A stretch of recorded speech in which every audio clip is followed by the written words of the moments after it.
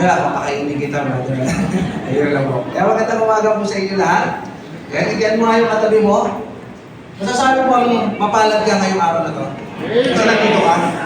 Masasabi mo mapalad ka ngayong araw na to? Kasi nandito ka. At may pagkakataon tayo mapakinggan ng salita ng Diyos. Amen? Kaya sabi mo dyan sa katabi mo, malapad ka. Mapalad. Kasi pinapatawa ko lamang kayo. So tayo manalangin mga kapatid. Hingin natin sa sandaling ito yung presensya ng Panginoon. Sige, let's pray. Lord, salamat sa araw na ito na binigay niyo sa amin. Ama namin nasa langit, Lord God, sinasamba namin ng iyong pangalan. At sa sandaling pong ito, Lord God, hinihingi po namin yung gabay, Panginoon. Dalangin namin, Panginoon, na itong service na ito ay maging mapangong samyon sa iyong harapan, Panginoon. At dalangin namin ng Holy Spirit na kumilo sa sandaling ito. At Lord, gamitin niyo lamang ako bilang yung tagapagsalita, Panginoon. Kayo yung mangusap sa aking mga kapatid, Lord God. At Lord, yung nais mong iparinig sa amin, yung nais sa amin, Panginoon. At yung nais mong sabihin sa amin sa araw na ito, Lord God, yun ang masabi, Panginoon, sa araw na ito.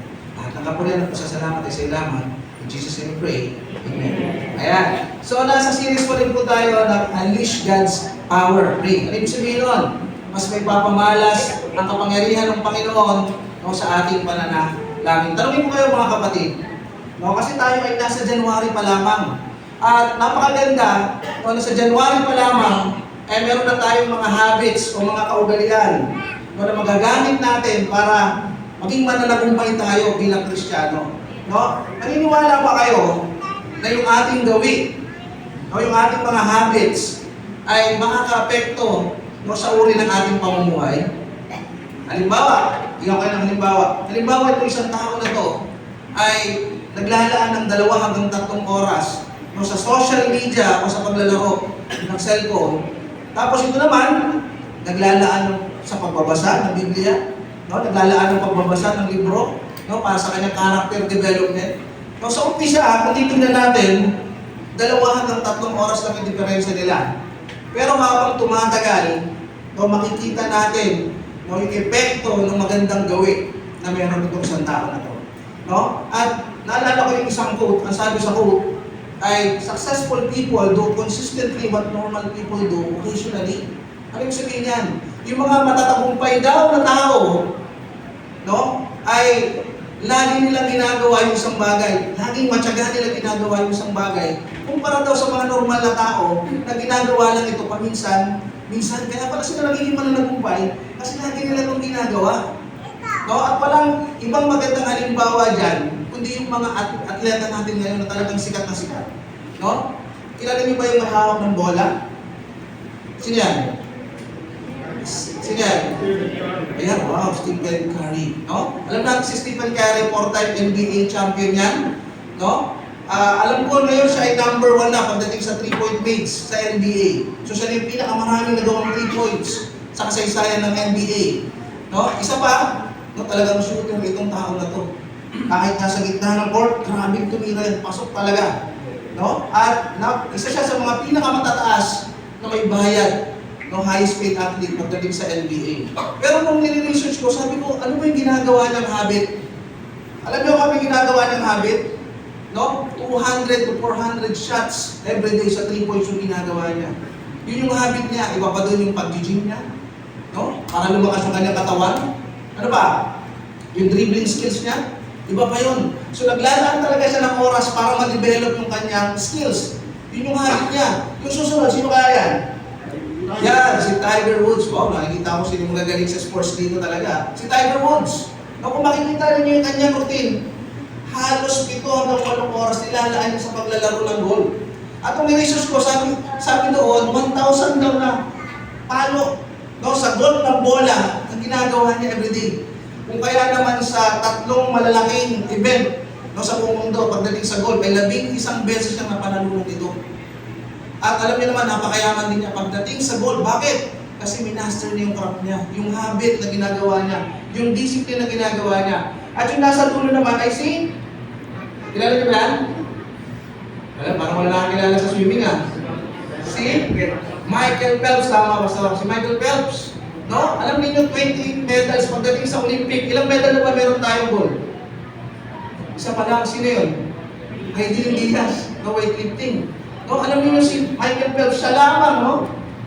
Ang sabing most decorated pagdating sa Olympic. Bakit? Kasi 28 medals, 23 doon ay gold. Pero yung habit niya, alam niyo kung ang habit niya? Lumalangoy siya ng 13 kilometers per day. 13 kilometers per day. So, ibig sabihin, para magkaroon kayo ng idea, yung 13 kilometers per day, mula dito yan sa Payatas hanggang SM North. Yun yung kanyang nilalangoy. At sa loob ng isang linggo, 80 kilometers yun. Yung nilalangoy niya. So, kung makikita natin, napakaganda ng habit na nag-develop nila. At nandiyan yung discipline. At tayo, bilang isang Kristiyano, mahalaga na meron din tayong na-develop na habit natin o discipline. At yan ay iminomodel ng ating Panginoong Hesus. No? Ano sabi? Sabi dito, madaling araw pa'y bumangon na si Jesus at nagpunta sa isang lugar na walang tao at doon ay nananalangin siya. So ano dapat yung na-develop natin this year para maging mananagumpay tayo? Alam naman natin ang katagumpayan na hindi lamang more on material wealth. Ang katagumpayan ay bilang isang Kristiyano, may isang pamuhay mo yung misyon at yung plano ng Diyos na binigay sa buhay mo. No? Paano tayo magiging mananagumpay? Sa habit na to, pananalangin. Alam nyo, itong mga athlete na nabanggit natin kanina, naglalaan sila ng ilang oras, pero ang Panginoon matindi. Sabi rito, ng panahon iyon, umakyat si Jesus sa isang bundok. Ilang oras? Magdamag siyang nanalangin sa Diyos. Grabe, no? Grabe itong habit na nag-develop ng Panginoon. No? Magdamag siyang nananalangin. Kasi nasabi din sa atin, no, na ito yung dapat maging habit natin this year. Sino rito gusto maging mananagumpay this year? Ate Rod, gusto ko maging pulube. Gusto ko maging taong grasa. Wala naman ganun. Lahat gusto natin maging mananagumpay. No, at isa sa matidevelop natin, yung habit na ito yung pananalangin. Pati si Apostol Paul, nilayan yung kanyang buhay sa pananalangin. Anong sabi? Sabi ni Apostol Paul, patuloy namin dinadalangin sa Diyos na sana'y ipaunawa niya sa inyo ng lubusan ng kanyang kalooban sa pamamagitan ng karunungan at pangunawang kaloob ng Espiritu. Mapapansin natin na yung mga man of God or men of God ay meron silang spiritual habits. As Apostol Paul, ang pinapakita niya dito ay pananalangin. Ano ba sinabi niya? Sabi dito, walang tigil ang pasasalamat ko sa Diyos para sa inyo. Hindi ko nakakalimutang ipanalangin kayo. Laging pananalangin. At ano sabi sa Thessalonica? Ito matindi. Sa Thessalonica, sabi niya, alagi kayong manalangin. Kaya ang topic natin sa araw na ito ay pray persistently. Ano yung sabihin nun? Manalangin ng tuloy-tuloy. Manalangin ng matyaga. Yan ang sinasabi sa atin. Ito mga kapatid, na-experience nyo na ba to? Yung matagal na kaibigan na hindi nakakamusta sa'yo o wala kayong komunikasyon, biglang nag-chat sa'yo. Experience nyo na yan? Nakusa sa Facebook yan. Di ba? Nasubukan nyo na ba yan? Yung biglang may nangamusta sa'yo, ang tagal-tagal hindi mo, di ba? Kamag-anak, kaibigan, kaklase, kumpare, kumare, ang tagal na walang communication, biglang nangamusta. Ano yung papasok sa utak mo? Yun! Aray, pag-umutang to. Ang kasunod na dyan, ano kaya kasunod dyan? Baka meron ka 500 dyan. Ito Gcash number ko. No? At pamamamas ko. At alam ninyo, no, yung mga kamag-anak nating OFWs, nararanasan nila yun eh. No? Kamusta ka na? Pero ang kasunod na yan, papasukan na kailangan ko ng ganito, may problema kami financial, no? Magbabayad na rin si Junior, di ba? Andiyan na si Judith, di ba? At alam ninyo, ito rin yung sinasabi sa atin ng Panginoon. Huwag lang tayong mga musta kung kailan natin sa kailangan. Bakit? Kasi ang Panginoon ginagawa natin kung isang rescue 911. Kung kailangan emergency na, tsaka tayo lalapit sa Panginoon. May ganung tao. Ako kailangan lang niya Panginoon kasi may emergency na, Lord, mananalangin ako sa iyo. Hindi ba naman ginagawa niyang bangko ang Panginoon? O bakit? Kasi kung kailan niya kailangan ng financial, at saka lang siya lalapit sa Panginoon. Yung iba naman, ang Panginoon tingin niya sa Panginoon ay doktor, hospital. Bakit? Kasi kung kailan nagkaroon ng sakit, at saka siya lalapit sa Panginoon. Kung kailan lang siya may sakit, at saka siya lalapit sa Panginoon. Pero ano sinasabi sa atin ng Panginoon? Pray persistently. At sa araw na ito, meron tayong 3 points na pag-aaralan. Pagdating sa topic na ito. Ano yung 3 puntos na yun? Sabi rito, building a relationship with God, rely on God's plan, trust God's reputation. No? Pero manggagaling sa Luke 11, verse 5 to 13, yung ating verses ngayon. Sabi rito, basahin natin. No? Sinabi pa rin niya sa kanila, palagay natin isang hating gabi, isa sa inyo yung nagpunta sa inyong kaibigan at nakiusap. No, itong verse na to ay kasunod ito nung nanalangin siya at yung mga apostol ay, yung isang apostol ay nagtanong. Sabi niya, Lord, turuan mo kami manalangin. Ito yun. Ito yung kasunod nun. So, gumamit siya ng talinhaga para mas ma-explain sa kanila ng mabuti. So, basahin natin, pagpatuloy natin. Sabi nito, kaibigan, pera muna ng 3 tinapay. Dumating kasi isa kong kaibigan naglalakad at wala akong maihain sa kanya. At ganito naman ang sagot ng kaibigan kung nasa loob ng bahay. Huwag mo akong gambalain. Sarado na ang pinto at nakahinga na kami ng aking mga anak. Hindi na ako makakabangon para bigyan ka ng kahit ano. Sinasabi ko sa inyo, hindi man siya bumangon dahil sa kanilang pagiging magkaibigan. Mabangon siya upang ibigay ang hinihingi ng kaibigan dahil sa pagpupumili nito. Kaya sinasabi ko sa inyo, humingi kayo at kayo'y bibigyan. Umanap kayo at kayo'y makakatagpo. Kumatok kayo at kayo'y pagbubuksan sapagkat ang bawat humihingi ay tatanggap. Ang bawat tumahanap ay makatatagpo. At ang bawat kumakatok ay pagbubuksan. Salamat sa salita ng Diyos. Punta tayo sa ating unang point. No? Ayan, meron pa pala. Kayong mga ama, bibigyan ba ninyo ng ahas sa inyong anak kung ito yung humihingi ng snack? No? O bibigyan ba ninyo ng alakdan kung siya yung humihingi ng itlog? Kayong mga masasama ay marunong magbigay ng mabubuting kaloob sa inyong mga anak. Lalo na ang inyong Ama na nasa langit na magbibigay ng Espiritu Santo sa mga humihingi sa Kanya. So ating unang point ay building a relationship with God. Yung ating pananalangin pala ay nakakapag-develop ng relasyon sa ating Panginoon. Now, basahin natin. At isa-isahin natin. Sabi dito, sinabi pa rin niya sa kanila, ipalagay natin isang hating gabi, isa sa inyo nagpunta sa inyong kaibigan at nakiusap, kaibigan, pera muna ng 3 tinapay. No? Alam niyo sa Middle East, naglalakbay yung mga tao ng gabi. Alam niyo bakit? Kasi sa Middle East, pagdating ng umaga, tanghali ng hapon, ano meron? Sobrang init. Kaya mas pinipili nila ng gabi. Kaya kung talinhagan ito ay normal na nangyayari. No? Normal na nangyayari na pagdating ng gabi may kumakatok. Bakit? Kasi nga galing sa paglalakbay. At alam niyo, very big deal sa kanila, no? Yung pagtanggap sa mga bisita at ibigay yung pangangailangan nila. No? Kung sa ating mga Pilipino, yung salitang hospitality, sa kanila very big deal yun. Diba sa atin, pag may bisita tayo galing probinsya, anong ginagawa natin? Pinahan yung mga kumot na hindi natin nagagamit, ilalabas, di ba? Yung mga plato, yung mga kutsara na hindi natin ginagamit, yung mga baso, inilalabas natin kasi may bisita tayo eh. No? At ganoon din sa kanila nung time na yon. At mahalaga na magbigay niya yung pangangailangan ng tao na yon. No? At isa sa pinakalit nila ay yung tinapay nung time na yun. At wala siyang marialo. Kaya ang ginawa niya, lumapit siya sa kapitbahay na kaibigan niya. No? Sabi nito, pahiram muna ng 3 tinapay. Dumating kasi ang isang kaibigan naglalakbay. At wala akong mayahin sa kanya. No? Ano ba? At ganito naman ang sagot ng kaibigan kung nasa loob ng bahay. Huwag mo akong gambalain, sarado ng pinto at nakahiga na kami ng aking mga anak. Hindi na ako makakabangon para bigyan ka ng kahit ano. Ipinapakita dito yung kabaliktaran ng pag-uugali ng Panginoon sa kaibigan na to. Sabi nito, tinawag siya kaibigan, pero ang Diyos, nagpapakilala siya bilang ano? Bilang ating Ama. Sabi nito, ako ang magiging ama ninyo at kayo'y magiging mga anak ko. Sabi ng Panginoon, makapangyarihan sa lahat. No? Siya ay tatay natin. Ano sinasabi ko kanina? Sabi kaibigan, huwag mo kong babalain. Ang Panginoon, anytime pwede nating lapitan. Yun yung sinasabi dito. Anytime pwede tayo lumapit sa Ama. Kung tayo na yun, napakahirap nilang maisip. No, kasi yung ang Panginoon na tinawag niya ang Diyos na Ama. Si Jesus, tinawag niya ang Diyos Ama. Papatuloy siya eh. Kaya pinapakilala niya, ang Diyos ay Ama natin. No? Tayo yung kamay ng mga tatay dito. Ako tatay din ako. Alam niyo, ito, makinig kayo. Malaki ang responsibilidad natin sa ating mga anak.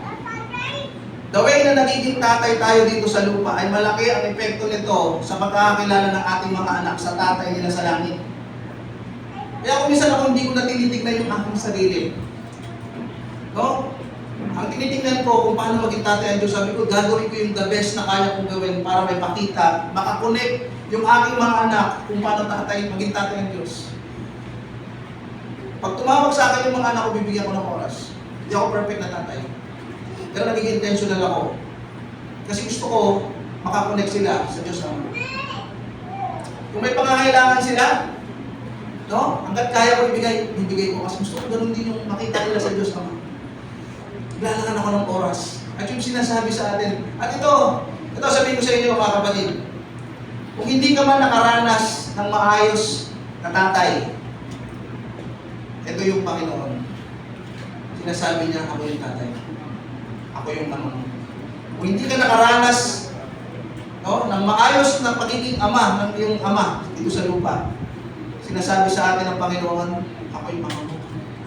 Nakasahan mo. Yung sinasabi sa atin sa panahon ngayon. May tatay kasi, na kapag nagkaranas ng struggle sa labas, uminit ang ulo, dahil may naka-encounter sa labas, pag uwi sa bayan nangyari, nagdadama yung kanyang mga anak. No? Doon, naiubo sa mga anak. Bakit? Kasi may tatay na bossy. Ako tatay dito. Ako masusunod. Pero alam mo kung ano yung karakter ng Panginoon? Sabi rito, ngunit ikaw, Panginoon, tunay na mabait. Wagas ang pag-ibig at di madaling magalit. Lubhang makapagigbanayad, magalit. Yan ang Diyos at tatay natin. Yan ang kanyang ugali. No? Ano ba sabi rito? Kasi ang ating relasyon sa Diyos, nung time na yun, ang tingin nila sa Diyos, hari. No? Mataas masyado. Pero nilalapit ng Panginoon Jesus yung gap. Nilalapit niya yung gap. Sabi niya, hindi kayo alipin. Kasi, pag alipin, hindi mo masasabi lahat.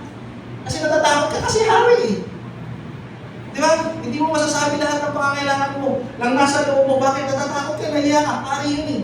Pero ano sabi dito? Sapagkat hindi espiritu ng pagkaalipin ang inyong tinanggap upang kayo'y mamuhay sa takot. Sa halip, ang inyong tinanggap ay ang espiritu ng paghukom upang kayo gawing mga anak ng Diyos. Kaya tayo'y tumatawag sa Kanya ng Ama, Ama ko. Kaya nung binabasa ko ito, sabi ko, Lord, lalong lumalim yung pagkakaunawa ko sa iyo. Na anytime pala, pwede ako tumawag sa iyo, Ama ko.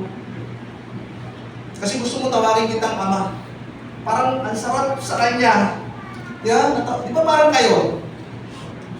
Pag may anak ka, tinawag ka, Daddy. Di ba? Ang sarap, di ba? Ganon din yung pakaramdam ng ama. Tawagin mo akong ama. Pwede ka lumapit sa akin anytime. Mga kapatid, huwag nating sayangin yung kapangyarihan ng panalangin na pwede tayong lumapit sa ating Diyos bilang ama. Amen? Pwede ba palakpakan natin ang Panginoon sa kapatid? Sabi dito, at ganito naman ang sagot ng kaibigan mong nasa bahay, loob ng bahay. Huwag mo akong gambalain. Ang Diyos, anytime pwede natin lapitan. Hindi kagaya na itong kaibigan na to. Kasi nasabi niya, huwag mo akong gambalain. Ang Diyos, anytime pwede natin sa lapitan. Anong sabi? Kung maghanap na ito'y kayo tatawag, lalapit at dadalangin sa akin at diringgin ko naman kayo. Kapag hinanap ninyo ako, ako'y inyong matatagpuan kung buong puso ninyo akong hahanapin. Ang sinasabi na rito, anytime pwede tayong lumapit. Ako nga natatay dito sa lupa, ako po ay teacher, public school teacher. No, kapag lumapit sa akin yung anak ko, kasi yung anak ko, doon sila nag-aaral. No, sa school na pinagtuturoan ko. At kung minsan nagtuturo ko sa mga estudyante ko, biglang tatawag yung anak ko si Ezekiel, yung bunso ko, grade 1. Daddy, wala akong pera. Sabi ko, halika na. Grabe, ang mga ko talaga ng anak ko, mamuha ng daddy. Kikis ko pa yan. Kasi pwede ako istorbohin ng anak ko anytime. Maglalaan ako ng oras sa anak ko anytime. Kahit may ginagawa ako, halika dito. Kung akong tatay sa lupa, ganun ako. Huwag mo rin aking tatay sa langit. Amen. Amen? Ganun siya. Nagiging kayo eh. Ganun siya. Ganun yung tatay natin sa langit. Na anytime pwede mo siyang gambalain. Lord, pinagdadaanan ako ngayon. anong oras, kahit madaling araw pa yan ang Diyos, hindi natutulog. Lord, ito yung pangailangan ko. Lord, may kinakaharap ako, lapit ka sa Panginoon. No? Ano sabi rito? Sarado na ang pinto. Ang Panginoon, anong sabi niya sa sarili niya? Ako ang pintuan. Ang sino man pumapasok sa pamamagitan ko ay maliligtas. Papasok siya at lalabas at makakatakbo ng pastulan. Huwag nating sayangin yung power ng prayer. Napansin niyo ba yun? Once may problema ka, tapos nilapit mo sa Panginoon, parang ang daan nakakatulog ka ng maayos. Naranasan niyo yun? Amen. Yung ang bigat ng dinadala mo, pero nung ipinalagay mo sa Panginoon, parang nakaranas ka ng pastulan. Ano ba yung itsura ng pastulan? Yung may damo na kulay green. Tapos parang pag umiga ka, lambot. Tapos sa baba, mayroong batis. Anytime pwede kang maligo. Yun ang pastulan. Yan ang ipinapakita sa atin ng Panginoon bilang ating pastor. Na pag lumapit tayo sa Kanya, yun yung mararanasan natin. Huwag siya yung pintuan. Ano ba? Sabi dito, nakahiga na kami ng aking mga anak, hindi na ako makabangon para bigyan ka ng kahit ano. Grabe kaibigan, no? Kabalik na rin yun ng Panginoon. Bakit ano sabi? Ang Diyos ang ating lakas at kalungan, handang saklolo kung may kaguluhan. Kaya anytime, pwede ka lumapit sa Panginoon, hindi siya magre-reklamo, inaantok na, hindi. Dahil pag lumapit ka sa Panginoon, pwede ka niyang bigyan ng kasagutan, natanda ka ng tulungan. Yan yung sinasabi niya sa atin. Sinasabi ko sa inyo, sabi nito, babangon siya upang ibigay ang iniingi ng kaibigan dahil sa pagpumilip nito. Itong kaibigan na to, napilitan kaya tumayo. Kasi yung bahay dati, tinignan ko yung bahay dati, parang bahay ng Pilipino. Tabi-tabi yung mga anak, tabi-tabi yung magulang. Kaya kaya binigyan niya na lang kasi pag dumiretso sa pagkatok yun, alam niyo yan sa mga may baby, di ba? Di ba? Alam niyo yan pag may baby. Kung kumatok, nagising itong bata. Tapos sa baba nun, may mga alaga pa silang hayop. Kaya pag kumatok, baka biglang gising ang buong pamilya. Kaya bibigay ko na lang yung pangangailangan mo. Sabi niya, kasi napipilitan siya. Pero alam mo, Panginoon kakaiba. Kabalik na lang ng Panginoon niya. Pag lumapit tayo sa Kanya, hindi siya napipilitan. Bakit? Masaya siya, nagagalak siya. Sabi rito, ikagagalak ko ang gawan sila ng kamulihan. Papangako ko kung patatatagin ko sila sa lupain ito at gagawin ko ito ng buong puso ng kaluluwa. Bakit? Kasi ang panalangin ay isang pakikipag-usap sa Diyos. Nais marinig ng Diyos mula sa iyo. Gusto Kanyang makausap. Binabasa ko ito, lahat yung puso ko eh. Ito ay tungkol sa isang relasyon. Nais niyang marinig mula sa iyo, sa iyong masasayang oras at iyong mga kalungkutan. Anytime, pwede ka lumapit, masaya ka, malungkot ka, excited ka. Lapit ka sa Panginoon. Gusto niya yun, parang isang tatay talaga yan. Nais niyang malaman ng maliliit na bagay na nilanais mo hanggang sa iyong mga pangarap. Nais din niya na ang iyong puso ay sumasabay sa kanyang mga hangarin na mapagkakatiwalaan mo ang kanyang takdang o sa tatang panahon ibibigay niya sa iyo. At maunawaan ang pagmamahal at biyayang ibinibigay niya sa iyo sa bawat araw. Huwag kayang lumipas ang iyong pagkakataon, kapatid. Lumapit ka sa Diyos. Panalangin ka. Maging matapang na pumunta sa Kanya, makipag-usap sa Kanya, pagtanong at sasagot siya. Kailangan natin hanapin ang ating pang-araw-araw na tinapay. Kung ano ang kailangan natin, siya ang ating tinapay. Amen. Nandito tayo sa Panginoon. No? Develop natin yung panalangin. No? Simulan natin mamaya. Kung nabibitin ka sa pagdarasal sa Panginoon, bisan mo lang sa kinakausap. This time, kapatid, nabitin mo yung power ng prayer. Gusto ka niyang makausap. Gusto niyang mabalitaan kung ano yung laman ng puso mo. Ilapit natin sa Panginoon. At pupunta tayo sa ating second point, rely on God's plan. Alam niyo, pag lumalapit tayo sa Panginoon, ang dami nating plano, di ba? Lord, gusto ko magkaroon ng magandang bahay. Lord, gusto ko magkaroon ng kotse. Lord, gusto ko maging kotse. Gusto nila maging kotse. Lord, gusto ko masenso yung negosyo ko. Pero ano sabi ng Panginoon? Ang isang taong maraming iniisip, maraming binabala, ngunit ang kalooban din ni Yahweh ang siyang mananaig. No? Mananaig. Kaya dako ulit tayo sa ating text. Sabi dito, kaya sinasabi ko sa inyo, humingi kayo at kayo ibibigyan. Tumanong kayo at kayo makakatagpo, kumatok kayo at kayo pagbubuksan. Sapagkat ang bawat humingi ay tatanggap, ang bawat tumahanap ay makakatagpo, at ang bawat kumakatok ay pagbubuksan. Brother, ang totoo ba yan? Amen.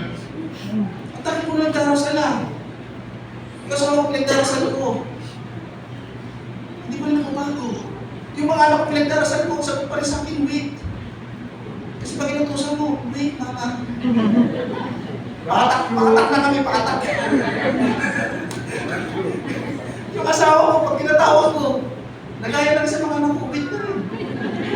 Wait, mama.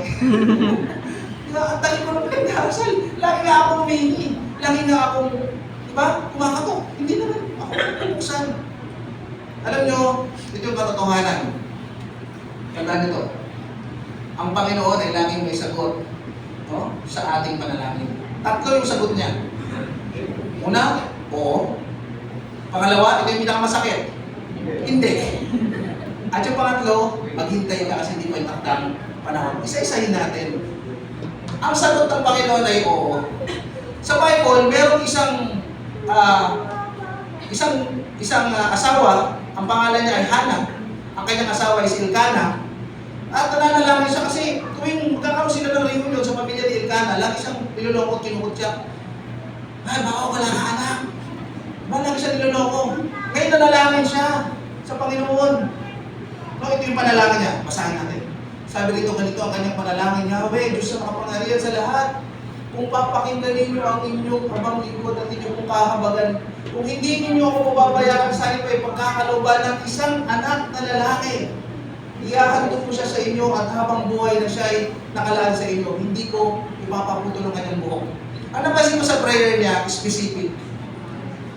Alam niya kung ano yung hinihingi niya. So dapat pag lumapit tayo sa Panginoon, alam niyo dapat yung hinihingi niyo. No? Pag nanalangin ka sa Panginoon, dapat specific. Lord, gusto ko Lord, pag nagkaasawa ko yung kulay blue yung mata.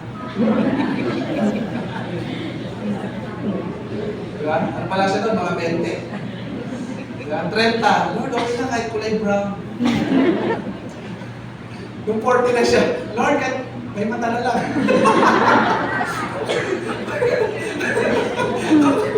Ayan. Alam niyo, sinagot yung kanyang panalangin. Sinagot yung kanyang panalangin. Alam mo kung bakit? Kasi ito yung nakita ko sa panalangin niya. Ang una niyang iniisip ay yung agenda ng Panginoon at hindi yung sarili niyang agenda.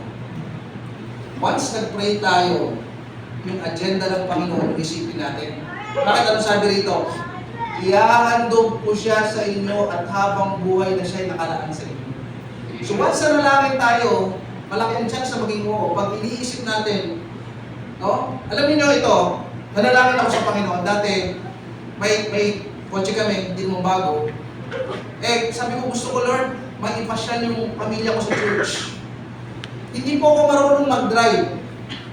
Hindi ako marunong mag-drive. Hindi talaga ako marunong, manual pa naman. Pero sabi ko, Lord, gusto ko matuto magmaneho. Ito, totoo po ito nangyari sa akin. Ay, alam na asawa ko yun. Alam niyo, inupuan ko yung sasakyan. Tapos pinaandar ko, sabi ko sa father ko, lagyan mo lang din ng ano yung 1, 2, 3, 4, 5. Alam niyo, di ba? Sa mga nagmamaneho, di ba? 1, 2, 3, 4, diba? Okay? Di, lagyan mo lang ng ganon. Pag ang agenda mo, ay para sa kanila ng Diyos, ibigay sa Panginoon. Napaandar ko. Yung tatay ko nga naman sa kayo, cross na cross. Kasi medyo mabigat pa yung paa ko eh. Cross na cross. Pero sabi ko, grabe ka pangalan ng Panginoon. Doon ko naalala, kaya pala hindi mo sa akin yung magmamaneho. Natuto ko mag-drive kahit walang nagturo sa akin. Kasi yung heart ko, gusto ko madala yung pamilya ko sa Panginoon. Amen. At sinasabi ng Panginoon, yung agenda niya muna, yung isipin natin bago yung agenda mo. Bakit ano sabi sa Bible? Ito yung tinuturo sa ating model prayer. Dumating nawa ang iyong, mas nagawa ngayong dito sa lupa tulad ng sa langit. Lord, bakit gusto? Diba? Ito panalangin natin. Lord, gusto ko magkakotse. Gusto ko magkasasakyan. Anong agenda ng Panginoon niyo? Lord, gusto ko masenso yung negosyo namin. Anong agenda ng Panginoon sa negosyo mo? Lord, gusto ko ma-promote. Anong agenda ng Panginoon sa promotion ng magagawa sa iyo? Lord, gusto ko mag-abroad. Anong agenda ng Panginoon sa pag-abroad mo? Lord, gusto ko matanggap sa trabaho ito. Anong agenda ng Panginoon sa trabaho na yan? Dapat, yun ang una natin iniisip. Ano ba agenda ng Panginoon? Bakit ko ito pinapanalangin? No? Bakit? Kasi kung may lakas tayo ng loob, kung agenda ng Panginoon, sabi rito, may lakas loob tayong lumapit sa Kanya dahil alam natin ibibigay niya ang anumang hingin natin kung ito'y naayon sa Kanyang kalooban. No? Ano yung pangalawang sagot? Ang sagot, matindi. Ang sagot ay hindi. Bakit kaya hindi ang sagot? Kasi baka iba yung ating motibo. Baka hinihingi mo may ibang motibo ka. Gusto ko magkaroon ng sasakyan kasi dinalain nila ako, sasagasaan ko sila. Ano sabi sa Bible? At humingi man kayo, wala rin kayo matatanggap. Dahil hindi tama yung layunin, humingi kayo upang mapagbigyan ng inyong kalayawan. Kung minsan sarili lang natin pleasure, yung ating gusto man eh. Gusto ko masenso para, siyempre, iba-ibang bansa yung puntahan ko. Gusto ko magkaroon ng sakyan kasi sarap mag-stroll. Diba? Gusto ko maging boss, mag-promote. Bakit? Siyempre, boss ako doon. Ako masusunod. Kaya pala hindi natutupad yung panalangin eh. Bakit? Kasi yung desire mo iba eh. Kakaiba yung desire mo. Check natin yung motives natin. Check natin yung heart natin. Lord, gusto ko magkaroon ng bagong motor. Kasi ang pogi pa may motor. Ako gusto sa Facebook, Honda ka sa akin, iba yung sa akin. Kasi gusto ko maging pogi. Check your heart. Saan mo gamitin? Di ba? Yung motives mo. Ano ba? Kaya hindi rin nasasagot minsan. Kasi alam ng Panginoon na baka pag sinamod na to, baka mawala ka dito sa church. Lord, nakangako ako, pag ako gumaling, maglilingkod ako sa iyo. Lord, pag ako umasenso. Di ba? Magtutuloy ako sa church. Umasenso na, nawala ka dito. Ibang donation. Bakit ano sabi? Sabi rito, sabi ni Yahweh, ang aking kaisipan, hindi ninyo kaisipan. Ang inyong kaparaanan ay hindi ko kaparaanan. Nag-pray, di ba? Lord, gusto ko magkaroon ng trabaho. Dati nung wala pang trabaho, ang busy sa D-group. Ang busy sa living service. Ang busy sa Sunday service. Nung nagkaroon ng trabaho, busy ako sa trabaho eh. Lord, gusto ko magkaroon ng negosyo. Nung umulat na yung negosyo, diyaya mag-D-group. Diyaya sa Sunday service. Sana yung customer pag Sunday, malakas kasi.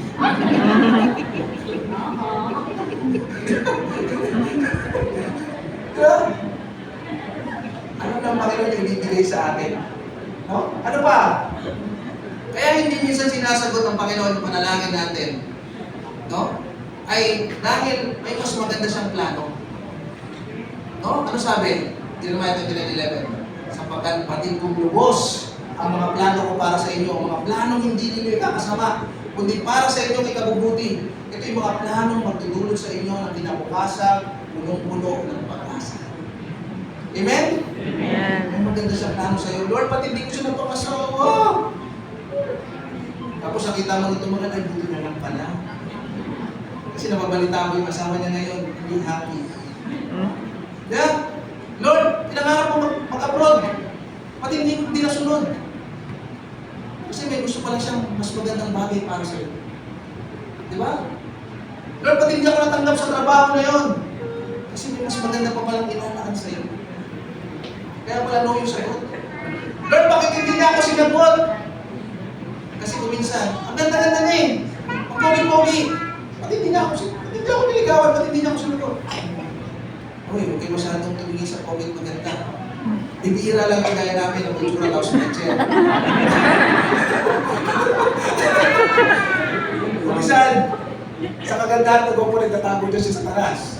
Kaya mag-ingat kayo, kaya baka hindi binigay sa iyo. Kasi alam na Diyos, mapapahama ka. Kaya, ano lang kami, parang kukunti na lang kami. Perfect pa. May tsura na, matindi pa yung panagaling sa Diyos. Okay? Kaya alam nyo, very blessed yung asawa ko eh. Napakataling yung asawa ko. Napakataling niya. Okay, ano ba napakataling yung asawa ko? Kasi pinili niya ako eh. Alam na may power siya. Okay. Ayan. Alam ng Panginoon. Yung plano niya sa iyo, mas maganda. Di ba? Okay? Paano naman kung sagot ay, Panginoon, maghintay. Sabi ng Panginoon, maghintay, hindi pa ngayon. Maghintay ka, hindi pa ngayon. Bakit? Kasi may takdang panahon sa bawat oras. May takdang panahon sa bawat pagsagot ng panalangin. Kasi ibibigay niya yan pag kailangan mo. Nangarap ako magkaroon ng sasakyan, binigay sa akin ngayon kasi magagamit pala natin. Magagamit pala sa ministry. Magagamit ko pala dalhin yung pamilya ko dito. Ay, alam niyo, hindi pa binibigay kasi hindi pa yung purpose. Hindi pa ngayon yung purpose eh. Balang araw pa yung purpose eh. Kaya sabi niyo, maghintay ka, bakit? Ano sabi? May takdang panahon. Sabi nito, inihaangkog lang lahat ng bagay sa tamang kapanahunan. At sa tamang panahon. Kaalala ko tuloy si Lola ni Yayanda, di ba? Kasabi? Tama. Tamang panahon. Sabi mo sa katabi mo, sa tamang panahon. Oh, ha? Sa tamang panahon, ibibigay niya. Bakit? Ang tao binigyan niya ng paglalasa alam ng bukas po, hindi niya binigyan ng pagkaunawa sa ginawa ng Diyos mula sa kasimula hanggang sa wakas. Sabi niya sa tamang panahon. No? Ito tandaan niyo sa mga singles. Ang nagmamadali, nagkakamali. Ang masyadong mabilis, nabubuntis. Ang hindi makapaghintay, nagiging tatay. Kaya, sabi mo sa katabi mo, yung single yan, sa tamang panahon. Okay? Sa tamang panahon. Huwag mong madali. Singles. Okay, huwag mong madali. Kung sinabi ng tatay ko, tsaka nanay mo na ako, alam mo, maniwala kayo sa tatay at nanay nyo. Kasi yung tatay at nanay nyo, nararamdaman nila yan. Si ano nga pala? Yan ba yung ano sa taga-deliver? Sa Facebook. Anak, iba yung nararamdaman ko dyan. Huwag yan. Hindi, ilang ka eh. Diba? Boy, maniwala kayo. Tandaan niyo yan. Nagmamadali, nagkakamali. Mga kabataan, makinig kayo sa magulang. Okay? Nagmamadali, nagkakamali. Okay? Tandaan niyo yan, ha? Pangalawa, kaya sinasabi sa ating wait, kasi tinuturoan niya tayong ano? Magtiyagang maghintay. Bakit ano sabi? Sa harap ni Yahweh, bumanatag ka. Hindi pa man sinasagot sa iyo, bumanatag ka. Bakit? Maging matyagang maghintay sa Kanya. Huwag mong kaingitan ang kumiging awa sa likong parami mong ladman sila. Kaya ano sila? Basta din kang journey sa Panginoon, matyagang maghintay. Yan ang sinasabi sa atin. At pangatlo, sinasabi niya rito na tayo ay manalig sa Kanya. Kasi kung minsan gusto natin pangunahan ng Panginoon, kagaya na nangyari kay Abraham, may pangako sa kanila, sabi sa kanila, Abraham, ikaw ay magiging ama ng maraming nasyon. Pero nagmamadaling kanya, asawang si Hagar. Ay, Sarah. Kaya ang tinatabi sa kanya ay si Hagar, yung kanyang alipin. Kasi dati may extension. Di ba ako may alipin, extension ko yun. Parang ako dito. Parang ganun sa kanila nung time na yun. At anong sino yung naging anak nila? Si Ismael. At hindi naman doon, sabi ng Panginoon, manggagaling yung mga aking lahi. Dito manggagaling, magiging anak ng Israel. Kanino? Kay Sarah. No? So matyaga tayo maghintay. No? Ano ba? Huwag natin pangunahan ng Panginoon. Kasi may magandang plano siya. No? Sabi rito, kay Yahweh ka magtiwala, buong puso at tubusan at huwag kang mananangan sa sariling karunungan. Sa lahat ng iyong gagawin, siya kaya alalahanin upang ito'y patubayan sa iyong mga tatahakin. So yan yung sinasabi sa atin. Pero at the end of the day, ang tinitingnan ng Panginoon yung puso natin. Bakit ka ba talaga lumalapit sa Panginoon?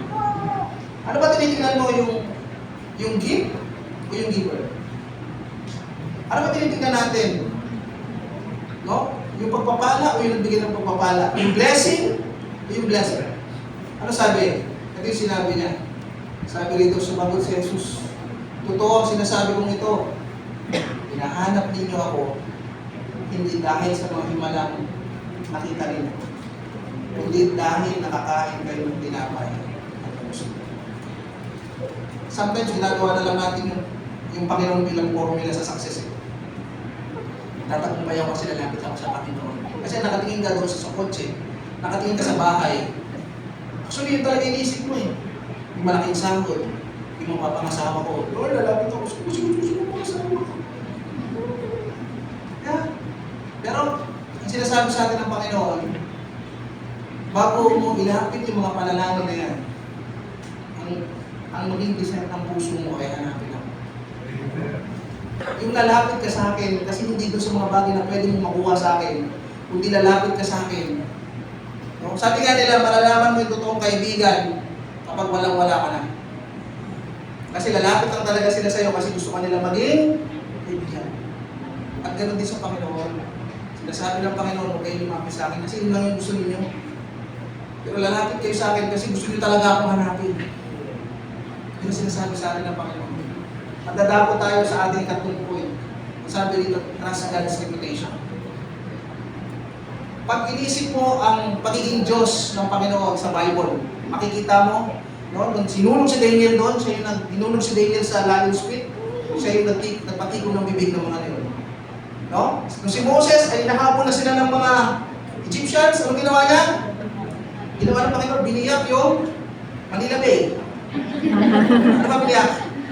Red Sea, okay. Hindi na lang may nakakaalam. Nakita ko doon, nakakaalam ko Manila Bay. Okay?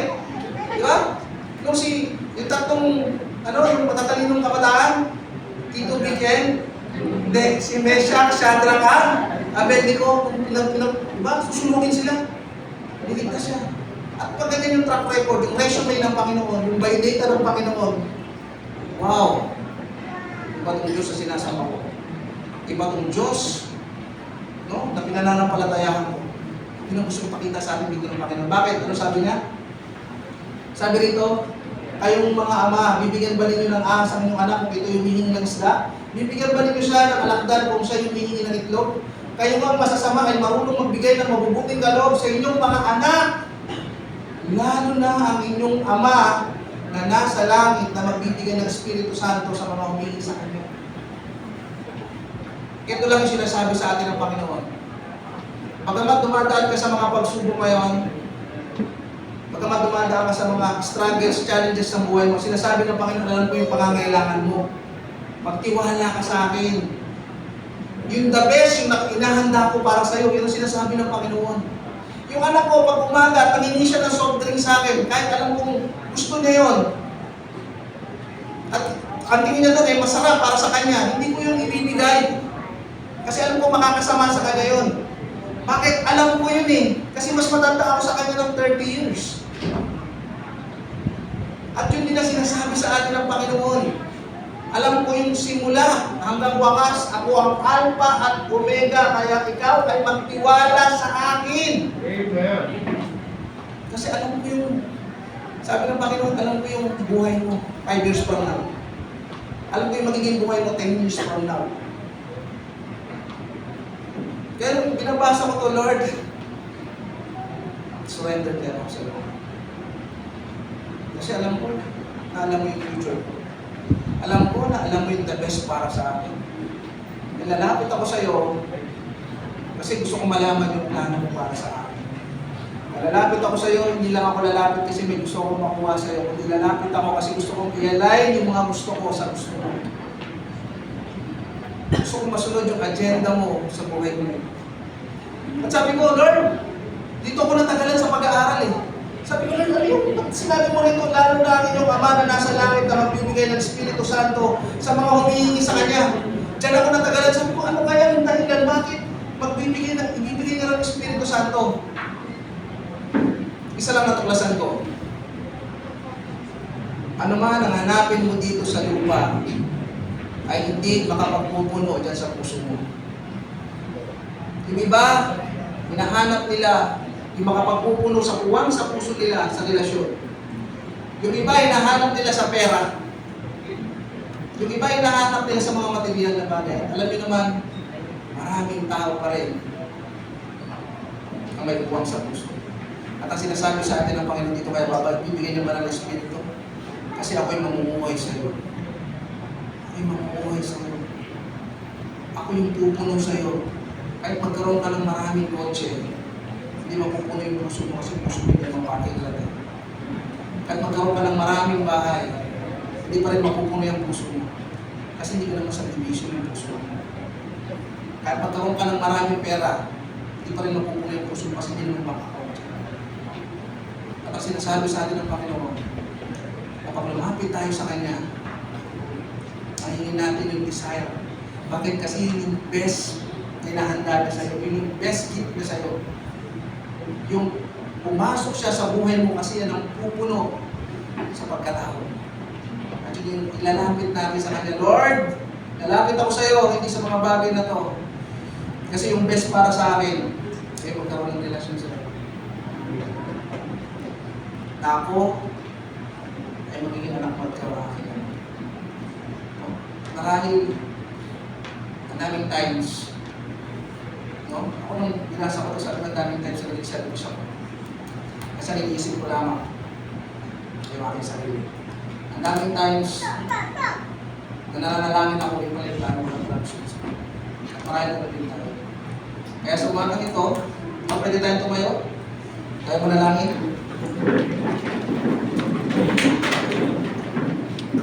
Pinadaya ko yung ating exalt.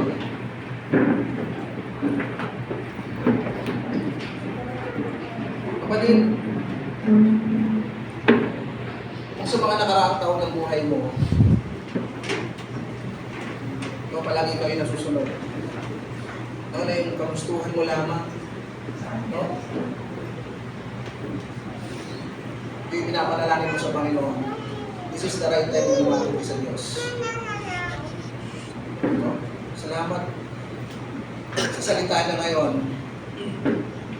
na narinig natin. Bakit? Kasi pinapaunawa niya na ang pinaka-greatest gift na matatanggap natin galing sa Ama ay punuhan tayo ng pagdala ng Spirit. Punuhan niya tayo. So yung makakapagpuno ng puso natin. Kaya sa sandali ito pumikit ka. Kausapin mo yung Panginoon sa sandali ito. Nung mangusap ka sa Kanya, Lord, sabihin mo, patawarin mo. I'll give you time to pray. Sabihin mo sa Kanya, Lord, patawarin mo ako kasi sa daming pagkakataon, yung sarili ko yung nasusunod. Yung sarili ko yung inaasahan ko. Kaya hindi ako nananalangin sa'yo kasi alam ko kaya kong gawin. Pero sandaling ito maging mapakumbaba tayo sa Panginoon. Sabihin natin, Lord, ikaw yung kumontrol sa buhay ko. No? Pasalamat tayo sa Panginoon. Sabihin mo, Lord, ikaw naman yung kumilos sa buhay ko, mangusap ka sa akin. At kagaya ng apostol na nagtanong sa kanya, na nagpaturo sa kanya manalangin. Hindi din yung sabihin natin sa Panginoon na yun, Lord, turuan mo ako ng mga salita na dapat mong sabihin sa iyo. Lord, turuan mo ako ng tamang klase ng pagdarasal sa iyo. Yung panalangin ko ay makasumpong sa nais ng gawin sa buhay. Ikaw sa akin ng Panginoon. Ikaw sa akin ng Panginoon. Lord, sa sandaling ito, Lord, malapit kami sa iyo. Salamat sa iyong mga salita, Panginoon. Patawarin niyo kami. Kasi minsan selfish kami. Okay. Sa paglapit sa iyo. Kasi ang iniisip lang namin, Panginoon, sarili namin kabubuti. Yung mga gusto lang namin mangyari sa buhay namin, Panginoon. Pero dapat pala namin isipin, Panginoon. Lord, ano ba yung nais mo pagawa sa amin sa buhay na ito? Ito, tandaan niyo, kapatid, na dalawang araw yung pinakamahalaga sa buhay ng tao. Yung araw ng iyong kapanganakan at araw na nalaman mo kung bakit ka pinanganak. At malalaman mo lang yan sa patuloy mong paglapit sa Panginoon. Yung pag-surrender na yung buhay, na yung agenda niya yung masunod sa buhay na ito. Kaya Lord, maraming salamat sa iyong salita. Nalaman namin yung power ng prayer. Na Lord, yung agenda mo yung masunod sa aming buhay. Maraming salamat. Ikaw yung pumilo sa amin sa bawat Panginoon. Salamat Lord, kasi makasalanan kami. Pero gusto mo kami maging anak. At ikaw yung aming magiging ama na handang magapay, handang tumulong sa amin. Maraming salamat sa pagmamahal ng Panginoon. Lahat ng kapulihan, at pasasalamat ay sa iyo lamang. In Jesus' name we pray. Amen. Pwede po na-bless tayo sa ating message. Patuloy po tayo magpuri sa ating Panginoon.